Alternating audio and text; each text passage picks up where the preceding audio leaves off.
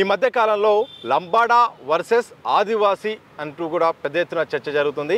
ST హోదా నుండి లంబాడాలను తొలగించాలని కూడా ఆదివాసీ నేతలు అయితే మాత్రం పెద్ద ఎత్తున ఆరోపిస్తున్నారు. ఇప్పుడు కోర్టు పరిధిలో కూడా ఈ అంశం ఉంది. ఇలాంటి సందర్భంలో మమ్మల్ని తొలగించడం సాధ్యం కాదని ఇటు లంబాడా నాయకులు అంటున్నారు. ఇదే సందర్భంలో ఎందుకు ఆదివాసులు ఇంత పెద్ద ఎత్తున డిమాండ్ చేయాల్సిన పరిస్థితి వస్తుంది, చట్టపరంగా ఉన్న అభ్యంతరాలను తెలుసుకునే ప్రయత్నం చేద్దాం. మనతో పాటు ఆదివాసీ విద్యార్థి సంఘం నాయకులు పాపారావు గారు ఉన్నారు. అన్న నమస్కారం. నమస్తే. పెద్ద ఎత్తున చర్చ జరుగుతుంది. ఎందుకు మీరు ఎస్టీ హోదా నుండి లంబాడాలను, బంజారాలను, సూగాలీలను తొలగించాలని కూడా డిమాండ్ చేస్తున్నారు? ముందుగా దిశ టీవీ ప్రేక్షకులకు, యాజమాన్యానికి, రిపోర్టర్లకి ఉద్యమ వందనాలు. ఇవాళ ప్రధానమైన చర్చ, రాష్ట్ర వ్యాప్తంగా జరుగుతున్నటువంటి చర్చ లంబాడీ వర్సెస్ ఆదివాసీగా జరుగుతున్నటువంటి తరుణంలో ముందుగా దిశ టీవీ వారికి హృదయపూర్వక ధన్యవాదాలు తెలియజేస్తూ ఉన్నాం. ఎందుకంటే మా గోడును వినైన కనీసం సమాజానికి తెలియజేసేటువంటి ప్రయత్నం దిశ టీవీ చేస్తున్నందుకు వారి యాజమాన్యానికి ప్రత్యేకమైనటువంటి ఉద్యమ వందనాలు తెలియజేస్తూ, ఇవాళ లంబాడీలు ఎస్టీలు కాదనేది ఉద్యమం గత 10 సంవత్సరాల కాలంగా కొనసాగుతూ వస్తున్నది. మా ప్రధానమైన డిమాండ్ ఏంటంటే లంబాడీలకి ఎక్కడ కూడా రాజ్యాంగ సవరణ జరగలేదు, పార్లమెంట్లో అమెండ్మెంట్ లేదు కాబట్టి వాళ్ళు ఇవాళ ఎస్టీలు కాదని చెప్పి మా దగ్గర పూర్తి ఆధారాలతో మేము 2011లో సుప్రీంకోర్టులో మెట్లు ఎక్కడం జరిగింది. ఇవాళ సుప్రీంకోర్టులో చర్చ జరుగుతున్నటువంటి సందర్భం భావ్య సమాజానికి తెలుసు కాబట్టే మా దగ్గర అన్ని ఆధారాలు ఉన్నాయి.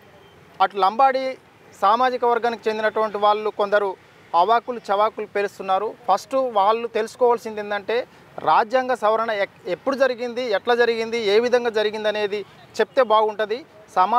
సమాజంలో ఉన్నటువంటి ప్రజలను పక్కదోవ పట్టించకుండా ఈ వాదం మీద వాళ్ళ స్టాండ్ అనేది వాళ్ళకి ఎక్కడ ఏ సందర్భంలో అమెండ్మెంట్ జరిగిందనేది చెప్తే బాగుంటుందని చెప్పేసి ఒక ఆదివాసీ విద్యార్థిగా, స్కాలర్గా మేము చెప్పదలుచుకున్నాం. అయితే ప్రధానంగా ఏమంటారంటే రాజ్యాంగం ప్రకారం 1976లో అప్పుడు ఉన్న ప్రభుత్వం ఇందిరాగాంధీ చేసింది. అప్పుడున్న పరిస్థితుల్లో ఆర్థిక పరిస్థితులను దృష్టిలో పెట్టుకొని చట్టబద్ధంగానే అంతా ఆమోదయోగ్యంగానే జరిగింది. ఇక్కడ అసలు టెక్నికల్గా ఉన్న అభ్యంతరాలు ఏందో ఆదివాసీలే చెప్పాలి, మా దగ్గర పేపర్లు కూడా ఉన్నాయని కూడా వాళ్ళు చెప్తున్నారు. ఏం చెప్తారు? ఇవాళ 1976 ఆ రోజు ఇందిరాగాంధీ మెదక్ పార్లమెంట్లో పోటీ చేస్తున్నటువంటి సందర్భంలో వాళ్ళ యొక్క జనాభా అక్కడ ఎక్కువ ఉన్నది కాబట్టి ఆ పార్లమెంట్ కాన్స్టిట్యున్సీలో తను రాజకీయ ప్రయోజనం కోసం ఆ రోజు కాంగ్రెస్ పార్టీ ఎవరైతే లంబాడీలు ఉన్నారో వీళ్ళని ఎస్టీ జాబితాలో కలపడం కాదు, కాకపోతే ఏంటంటే వీళ్ళు కూడా వెనకబడినటువంటి వర్గాలకు చెందిన వారుగా వీళ్ళకి కనీసం విద్యా అవకాశాలు కల్పించాలనే కోణంలోనే ఆలోచించి 149 జీవోని తీసుకురావడం జరిగింది. ఇవాళ లంబాడీ సోదరులకి మేము ఒకటే చెప్పదలుచుకున్నాం, అమెండ్మెంట్ వేరు, జీవో వేరు, పార్లమెంట్ గెజిట్ వేరు. కాబట్టి ఈ స్పష్టత లేకుండా ఇవాళ సమాజాన్ని తప్పుదోవ పట్టించేటువంటి ప్రయత్నం చేస్తే మాత్రం మేము ఎట్టి పరిస్థితుల్లో సహించేది లేదు. ఇప్పటికే మేము సుప్రీంకోర్టులు మెట్టెక్కాం, ఒకవైపున ప్రజా పోరాటాలని చేస్తూ ఉన్నాం. దాంతోపాటుగా ఇవాళ ఉద్యమం మా యొక్క వాదాన్ని బలంగా భావ్య సమాజానికి వినిపించడం కోసం, ప్రభుత్వాలకు తెలియజేయడం కోసం కూడా ఉద్యమ కార్యాచరణని ప్రకటించుకోవడం జరిగింది. కాబట్టి లంబాడీ సోదరులు చేసేటువంటి ఆరోపణ ఏదైతే ఉందో మీ దగ్గర ఆధారాలు ఉన్నాయి కాబట్టి మీరు కోర్టులో తెలుసుకోండి. కోర్టులో విషయం ఉంది కాబట్టి మీ దగ్గర ఉన్న ఆధారాలు ఏవైతే ఉన్నాయో కోర్టుకు సమర్పించండి. మేము కాదని అనం కదా, మా దగ్గర ఉన్నాయి, ఖచ్చితంగా మా దగ్గర ఆధారాలు ఉన్నాయి కాబట్టి మేము సుప్రీంకోర్టు మెట్లు ఎక్కినాం. ఈ నెల 9వ తారీఖున గత 9వ తారీఖు రోజుగా సుప్రీంకోర్టు హియరింగ్ ఉంది. దానిలో భాగంగానే మా వాదన కూడా వినిపించాం. సుప్రీంకోర్టు కూడా చాలా సీరియస్గా కేంద్ర రాష్ట్ర ప్రభుత్వాలకు ఈ యొక్క సర్కులర్ను కూడా ఇష్యూ చేయడం జరిగింది. వీళ్ళ యొక్క స్టేటస్ ఏంది ఇక్కడ అని చెప్పేసి. అట్లనే రాష్ట్ర ప్రభుత్వం వాళ్ళ యొక్క వాదన వినిపిస్తే రేపు భవిష్యత్తులో ఏం జరుగుతుందనేది కూడా కోర్టులో తెలుస్తుంది. కాబట్టి దాని రిలేటెడ్గా ఇవాళ మాకు జరుగుతున్నటువంటి లంబాడీల వలన జరుగుతున్నటువంటి నష్టాన్ని కూడా ఇవాళ మేము విద్యార్థులుగా, ఉద్యమకారులుగా అన్ని సంఘాలు కూడా ఏకమై ఈ ప్రపంచానికి తెలియజేయడం కోసం మా వాదనని అటు రాష్ట్ర ప్రభుత్వానికి ఇటు కేంద్ర ప్రభుత్వానికి కోర్టులకు వినిపించడం కోసం కూడా ఆదివాసీ సమాజం అంతా సమాయత్తం అవుతా ఉంది. అయితే అసలుకు మమ్మల్ని ఈ ఎస్టీ హోదాలో చేర్చిందే ఆదివాసీ అప్పటి నేతలు. అయితే మా ఆర్థిక పరిస్థితి కూడా బాగలేదు. అయితే కొందరు రాజకీయాల కోసమే, సోయం బాపురావు అయితేంది, తెల్ల వెంకట్రావు అయితేంది, వాళ్ళ రాజకీయంగా ఎదగడం కోసం, వాళ్ళ అవకాశాల కోసం, పదవుల కోసం ఈరోజు ఆదివాసుల్ని రెచ్చగొడుతున్నారు తప్ప మేము చాలా సోదర భావంతో ఉన్నాము, మా ఆర్థిక పరిస్థితులు కూడా బాగలేదు, కానీ కొంత పొలిటికల్ ఎజెండా కారణంగానే ఈ యొక్క ఉద్యమం తప్ప వాస్తవ పరిస్థితులు లేవు, రాజ్యాంగంలో కూడా అలాంటిది లేదనేది కూడా ఇటు లంబాడా సంబంధించిన నేతలు కూడా ప్రధానంగా చెప్తున్నారు. ఇవాళ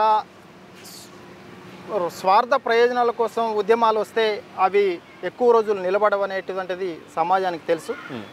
ఎప్పుడైతే ఒక వర్గం ఇంకొక వర్గం మీద ఒక ఉద్యమం, ఒక పోరాటం రూపంలో వస్తుందంటే దానిలో ఎంత అణచబడి ఉన్నదనేది సమాజం అర్థం చేసుకోవాల్సిన అవసరం ఉంది. కాబట్టి ఇవాళ ఆదివాసీ బిడ్డలుగా మా ప్రధానమైన వాదన ఏంటంటే, ఇప్పటికే మేము లంబాడీల వల్ల మోసపోయినాం, గోసపడుతున్నాం. భవిష్యత్తులో మా పరిస్థితి మా యొక్క జీవన విధానం కూడా ధ్వంసం అయ్యే పరిస్థితి, ఇప్పటికే మా కల్చర్ను కూడా ధ్వంసం చేసేటువంటి పరిస్థితి, మా ప్రాంతాలను కూడా ఆక్యుపై చేసుకునేటువంటి పరిస్థితికి లంబాడీ సామాజిక వర్గం వాళ్ళు వచ్చిర్రు. కాబట్టే ఇవాళ ఈ యొక్క వాదం బలంగా రోజు రోజుకి బలం పెరుగుతుంది. ఆ బలం కూడా ప్రజల నుంచి బలంగా వినిపిస్తుంది. కాబట్టి ఇవాళ చదువుకున్నటువంటి విద్యార్థులంగా, ఉద్యమకారులంగా, వివిధ ఆదివాసీ సంఘాలుగా అందరం ఏకమై ఇవాళ రేపు 28వ తారీఖు ధర్మయుద్ధం పేరుతోని భారీ బహిరంగ సభను కూడా భద్రాచలం కేంద్రంగా నిర్వహించబోతున్నాం. దాని అనంతరం మా ఉద్యమాలని ప్రణాళికగా చేసుకొని రేపు ఒక తీర్మానంగా ఈ ఉద్యమాలని రేపు భవిష్యత్తులో ప్రభుత్వాలకు ఇటు సమాజానికి తెలియజేసే విధంగా కార్యాచరణ రూపొందించుకుంటా ఉన్నాం. కాబట్టి మేమేమంటున్నామంటే, ఇవాళ ఎడ్యుకేషన్ ఒకటే తీసుకుందాం. ఎడ్యుకేషన్లో ఇవాళ మా పర్సంటేజ్ ఎంత, వాళ్ళ పర్సంటేజ్ ఎంత, ఉద్యోగాల్లో వాళ్ళ పొజిషన్ ఎట్లుంది, ఆదివాసులుగా మా పరిస్థితులు ఎలా ఉన్నాయి, ఇవన్నిటిని చూసినప్పుడే సమాజానికి అర్థమవుతుంది. ఇప్పటికే ప్రాథమిక విద్యలోనే మాకు విద్య అందేటువంటి పరిస్థితి లేదు. ఇవాళ హై స్కూల్ విద్య మొత్తం ఆగమైపోయింది. ఇవాళ ఆశ్రమ పాఠశాలలు నిర్వీర్యం అయిపోయినాయి. ఇవాళ ఉన్నత విద్యకు వచ్చేసరికి దాదాపు ఉస్మానియా యూనివర్సిటీ 108 ఏళ్ల చరిత్రలో మొట్టమొదటిగా స్కాలర్గా ఇవాళ ఒక ఆదివాసీ బిడ్డగా రావడం జరిగిందంటే, ఇవాళ మేము ఎన్ని ఇబ్బందులు పడితే ఈ స్థాయికి వచ్చినాం అనేది అర్థం ఇక్కడికి వచ్చినా కానీ ఇక్కడ కూడా మళ్ళా వాళ్ళతోనే మాకు పోటీ పడాల్సినటువంటి పరిస్థితి ఉంది. ఇవాళ ఇప్పటికే మా డిపార్ట్మెంట్లో, సోషాలజీ డిపార్ట్మెంట్లో దాదాపు నాకంటే ముందు 20 మంది పిహెచ్డీలు కంప్లీట్ చేసుకున్నారు. ఒక్కడిని నేను ఏకైక ఆదివాసీ బిడ్డగా ఇవాళ పిహెచ్డీ కంప్లీట్ చేసుకోబోతా ఉన్నాను. ఆ పరిస్థితిలో ఇవాళ ఒక యూనివర్సిటీలోనే 110 మంది ప్రొఫెసర్లు ఒక లంబాడీ సామాజిక వర్గానికి చెందిన వాళ్ళు ఉన్నారు. ఇవాళ ఆదివాసీ తెగలకు చూసినప్పుడు కనీసం 4 మాత్రమే ఇక్కడ ప్రొఫెసర్లుగా ఉన్నటువంటి పరిస్థితి. ఇవాళ యూనివర్సిటీలల్లో వీసీలు ఉన్నారు, ప్రొఫెసర్లు ఉన్నారు, నాన్ టీచింగ్ టాప్ ఉన్నారు. కనీసం మా తెగల నుంచి ఇప్పటి వరకు కూడా యూనివర్సిటీలే కాదు, ఇవాళ ప్రాథమిక ఎడ్యుకేషన్లో కూడా మా పర్సంటేజ్ చాలా తక్కువ. ఈ ప్రశ్న నేను మొన్న లంబాడా సంబంధించిన నేతలు అడిగినప్పుడు కానీ, రాముల్ నాయక్ కానీ సోమేష్ అనే వ్యక్తిని కూడా అడిగినప్పుడు మాత్రం వాళ్ళొక విషయాన్ని చెప్పారు. రాజ్యాంగం అవకాశాలు కల్పిస్తుంది, కానీ ఉపయోగించుకోవట్లేదు. ముందు చదువుకుంటే కదా మీకు అవకాశాలు వచ్చేదని కూడా ప్రధానంగా చెప్తున్నారు. ఎందుకంటే కొన్ని సందర్భాల్లో నోటిఫికేషన్ వచ్చినా కానీ అప్లై చేయడం కూడా చేత కావట్లేదు ఆదివాసీలకు. మరి రిజర్వేషన్లు వచ్చినప్పుడు వాడుకోవడం చేత కాదు, మాపై ఎందుకు మీరు దాడి చేస్తున్నారని ఒక ప్రశ్న వచ్చింది. దానికి ఏం చెప్తారు? ఇవాళ వాళ్ళకు ఒకటే నేను చెప్పదలుచుకున్నా, నేను చదువుకున్నా కాబట్టి ఇవాళ ఈ స్థాయికి వచ్చిన, యూనివర్సిటీలో చదువుకోవడం కోసం వచ్చిన కదా. ఎవరో ప్రోద్బలం చేసినో లేకపోతే ఎవరినో అణిచివేసో ఎవరినో తొక్కేసో కూడా రాలేదు. కాబట్టి వాళ్ళు ఆ మాట అనేటువంటి సోదరులు ఎవరైతే ఉన్నారో ముందుగా దాన్ని అర్థం చేసుకోవాల్సింది అంటే, మమ్మల్ని అసలు ప్రాథమిక స్థాయిలోనే విచ్ఛిన్నం చేసేటువంటి పరిస్థితి ఉన్నప్పుడు ఇవాళ హైయర్ ఎడ్యుకేషన్కి ఎలా వస్తాం? హైయర్ ఎడ్యుకేషన్కి వచ్చిన ఇక్కడ కూడా అనేకమైనటువంటి అవమానాలు, అణిచివేతలకు గురవుతున్నాం కదా. కాబట్టి వీటన్నిటిని అర్థం చేసుకోవాలి. ఇవాళ ఈ అణిచివేతలు, అవమానాలు ఎవరి నుంచి పడుతున్నామంటే మళ్ళీ లంబాడీ సామాజిక వర్గం నుంచే పడుతున్నాం కదా. కాబట్టి ఇవాళ ఇక్కడ ఉన్నటువంటి పరిస్థితులు ఏమవుతున్నాయో ఇవన్నీ కూడా ఇవాళ రాజ్యాంగబద్ధంగా ఉన్నటువంటి హక్కులు, చట్టాలు ఏవైతున్నాయో ఆదివాసులకు స్పష్టంగా ఉన్నాయి. కానీ ఇవాళ అన్నిటిని కూడా ఉపయోగించుకునేది ఎవరంటే లంబాడీలే. ఎందుకంటే వాళ్ళు అడ్వాన్స్డ్గా ఉన్నారు, ఎడ్యుకేషన్లో ఉన్నారు, ఎంప్లాయ్మెంట్లో ఉన్నారు, రాజ్యాంగబద్ధమైనటువంటి పదవుల్లో ఉన్నారు. కాబట్టి వడ్డించేవాడు తనవాడైనప్పుడు ఎక్కడ ఉన్నా వాని వాటా వానికి పోతుంది అన్నట్టుగా ఇవాళ ఆ పరిస్థితి ఉంది. కాబట్టి ఆ పరిస్థితుల్లో మాకు అనుగుణ ఇవాళ మా ఐటీడీఏలు ఎక్కడ ఉంటాయి? ఏజెన్సీ ప్రాంతాల్లో ఉంటాయి. ఏజెన్సీ ప్రాంతాల్లో ఉన్న ఐటీడీఏలలో కూడా వాళ్ళ డామినేషన్ ఎక్కువ ఉంటుంది. అటెండర్ నుంచి అధికారి వరకు వాళ్ళే ఉంటారు. ఒకసారి మేము ఏదన్నా మాకు ఏదైనా రిక్వైర్మెంట్ ఉందని చెప్పేసి ఒక వినతి పత్రం ఇవ్వడానికి పోయినా కానీ కనీసం దాన్ని స్వీకరించే పరిస్థితి లేదు, దాన్ని అమలు చేసేటువంటి పరిస్థితి లేదు. ఇంకా మేము ఎక్కడి నుంచి అభివృద్ధి అవుతాం చెప్పండి? కాబట్టి ఇవన్నీ చాలా ఉన్నాయి. ఇప్పుడు నిన్న కాక మొన్న ఇప్పుడు ఈ ఉద్యమాలు జరుగుతున్నటువంటి క్రమంలో ఇవాళ బీట్ ఆఫీసర్లు ఫారెస్ట్ ఏరియా మొత్తం అడవులలో ఉంటుంది. ఆ అడవులలో ఉన్నటువంటి ఏరియాల్లో ఆదివాసి సర్వ హక్కులు ఉన్నాయని చెప్పి భారత రాజ్యాంగమే చెప్తున్నప్పుడు మరి ఇవాళ అట్లాంటి హక్కులు ఉన్నటువంటి ఆదివాసులను కూడా నిన్ననే జరిగినటువంటి సంఘటన భద్రాద్రి కొత్తగూడెం జిల్లా ఆళ్లపల్లి మండలంలోని రాయపాడు అనేటువంటి గ్రామంలో ఊకే నాగేశ్వరరావు అనేటువంటి ఆదివాసీ రైతు తనకి ఆర్ఓఎఫ్ఆర్ పట్టా ఉన్నది, పోడు భూముల్లో పోడు చేసుకుంటుండు. పట్టా భూమి ప్రభుత్వం పట్టా కల్పించింది, పోడు చేసుకునే అవకాశం కల్పించింది. ఆయన పంట వేసుకున్నాడు. పంట చేతికి వచ్చేటువంటి టైంలో లంబాడి బీట్ ఆఫీసర్ ఎవరైతే ఉన్నారో beat officer section officer Ajmeera Gandhi beat officer, Devlal section officer, వీళ్ళిద్దరు కలిసి ఆ పంటను మొత్తం ధ్వంసం చేశారు. ఇవాళ మెయిన్ స్ట్రీమ్ మీడియాలో కూడా ఎక్కడ వచ్చేటువంటి పరిస్థితి లేదు.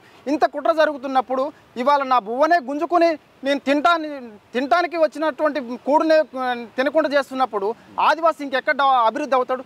ఉన్నతాధికారులు ఒక పక్కన ఫారెస్ట్ ఉన్నతాధికారులు ఆదివాసులు పోడు సాగు చేసుకున్నటువంటి భూములకు పోవద్దని కింది స్థాయి సిబ్బందికి చెప్పినా కానీ బికాజ్ ఆఫ్ ఆదివాసీ లంబాడి ఉద్యమం నడుస్తుంది కాబట్టి వీళ్ళని ఏదో ఒక రకంగా ఇట్లా చేయాలనేటువంటి దురుద్దేశంతోనే ఇవాళ భద్రాచలంలో రాయపాడులో జరిగినటువంటి సంఘటనగా మేము భావిస్తూ ఉన్నాం.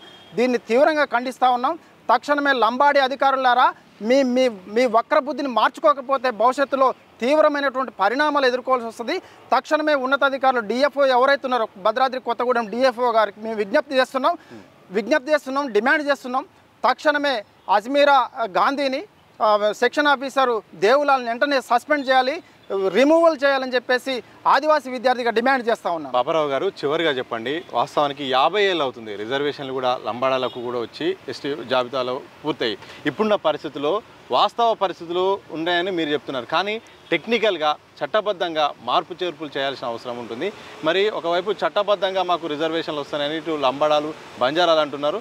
మీకున్న ఒక స్కాలర్గా మీకున్న పరిజ్ఞానం ప్రకారం ఇప్పుడున్న పరిస్థితుల్లో ప్రభుత్వం కానీ కేంద్రం కానీ ఏం చేయొచ్చు, వాస్తవ పరిస్థితులు ఏంటి, మీ ఫైనల్ డిమాండ్ ఏంటి?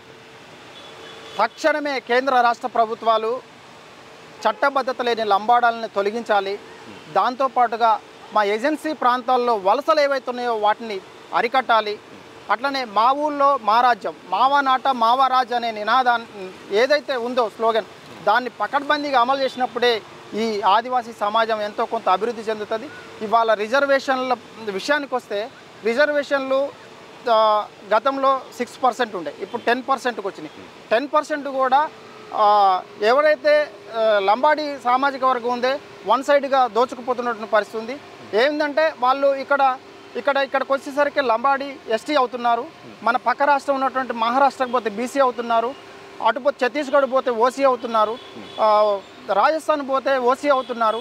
ఇలా ఇతర రాష్ట్రాల్లో వివిధ రకాల స్టేటస్లలో ఉండి ఇక్కడికి వచ్చేసరికి ఎస్టీ అవుతున్నారు. కాబట్టి విపరీతమైనటువంటి వలసలు పెరిగి దీనివల్ల వాళ్ళు క్రమక్రమంగా సంఖ్య పెరుగుతుంది. కాబట్టి రిజర్వేషన్లు కూడా వాళ్ళే దోచుకుపోతున్నారు. జస్ట్ మాకు ట్రైబల్ వెల్ఫేర్ డిపార్ట్మెంట్ ఉంటుంది. ఆల్రెడీ ట్రైబల్ వెల్ఫేర్ డిపార్ట్మెంట్ వాళ్ళు అఫీషియల్కి కూడా కొంత వాళ్ళ జనాభా ఎక్కువ ఉంది కాబట్టి వాళ్ళకి వాటా ఎక్కువ పోద్దనే దానికోసం కూడా మేము నిన్నగాక మొన్ననే మనం Hyderabad public school, Ramanthapur public school notification చూసాం. వాళ్ళకి 19 సీట్లు కేటాయించారు. ఏంది అంటే వాళ్ళు జనాభా ఎక్కువ ఉంది కాబట్టి వాళ్ళ జనాభా ప్రాతిపదికన ప్రకారం మేము ఇస్తున్నామని అంటారు. ఇది ఎవరు చేసిండు? అక్కడ ఉన్నటువంటి అధికారులు ఎవరు? లంబాడి వాళ్ళే కదా. కాబట్టి వాళ్ళకు అనుకూలంగా మార్చుకున్నారు. ఇవాళ 40 ఏళ్ల కాలంగా ట్రైబల్ వెల్ఫేర్ డిపార్ట్మెంట్ మొత్తం వేలింది ఎవరు? లంబాడీలే కదా. అటు అధికారులు వాళ్ళే ఉంటారు, మినిస్టర్లు వాళ్ళే ఉంటారు. కాబట్టి ఇవాళ వాళ్ళ యొక్క ఆలోచనతో ఈ విధమైనటువంటి కుట్రలు జరుగుతూ ఉన్నాయి. ఈ కుట్రలంతా కూడా భావి సమాజం గమనించాలి. ఆదివాసులు అడవులకే పరిమితం కాలేదు. ఇప్పటికే మేము కాన్స్టిట్యూషనల్ రైట్స్ ఏమైతే ఉన్నాయో అవి చదువుతూ ఉన్నాం. ఇవాళ సుప్రీంకోర్టులో మెట్లెక్కామంటే మీకు ఎంతో కొంత దాన్ని స్టడీ చేసాం కాబట్టి ఇవాళ సుప్రీంకోర్టుని ఆశ్రయించడం జరిగింది. మాకు న్యాయ వ్యవస్థల మీద నమ్మకం ఉంది. ఖచ్చితంగా మా వైపున న్యాయం ఉంటుందని చెప్పేసి బలంగా భావిస్తూ ఉన్నాం. అడవి బిడ్డలుగా మా యొక్క ఆత్మగౌరవాన్ని తాకట్టు పెట్టాలని, ఆత్మగౌరవాన్ని ఇచ్చేయాలని చూస్తే మేము ఒప్పుకునేది లేదు. ఖచ్చితంగా దేనికైనా తెగిస్తాం. ఆ పద్ధతిలో రేపు రాబోయే కాలంలో ఉద్యమాలకి సిద్ధమవుతా ఉన్నాం అని చెప్పి చెప్తా ఉన్నాం. ఓకే, థ్యాంక్ యూ అండి. మొత్తంగా ఇది ఎస్టీల జాబితా నుండి లంబాడాలను తొలగించాల్సిందే. వాళ్ళ రిజర్వేషన్లకు చట్టబద్ధత లేదు. పేరేమో మాది అంటే ఆదివాసుల పేరు మీద రిజర్వేషన్లు, కానీ మొత్తం ఫలాలు పొందేదేమో లంబాడాలు. ఇకపైన కూడా కేంద్ర రాష్ట్ర ప్రభుత్వాలు ఆలోచించాలి. మా పరిస్థితులు ఇటు విద్యాపరంగా, ఇటు ఆర్థికంగా, రాజకీయంగా అన్ని రకాలుగా మాత్రం మేమైతే మాత్రం ధ్వంసం అవుతున్నాం. మేము మోసపోతున్నాము, గోసపడుతున్నాం లంబాడాలతో. ఇప్పటికైనా వీళ్ళ రిజర్వేషన్లు తీయాల్సిన అవసరం ఉంది. దీనిపై మేమంతా కూడా ఒకటవుతున్నాము. సుప్రీంకోర్టు గడప కూడా అడుగు కూడా పెట్టాము. త్వరలో ఒక ప్రజా ఉద్యమాలు కూడా చేస్తాము. మా యొక్క సమస్యలు కూడా వాస్తవిక పరిస్థితులు ఉన్నాయి. ఇటు అన్ని రంగాల్లో మాత్రం లంబాడాలు అభివృద్ధి చెందుతున్నారని మాత్రం మేము చెందట్లేము.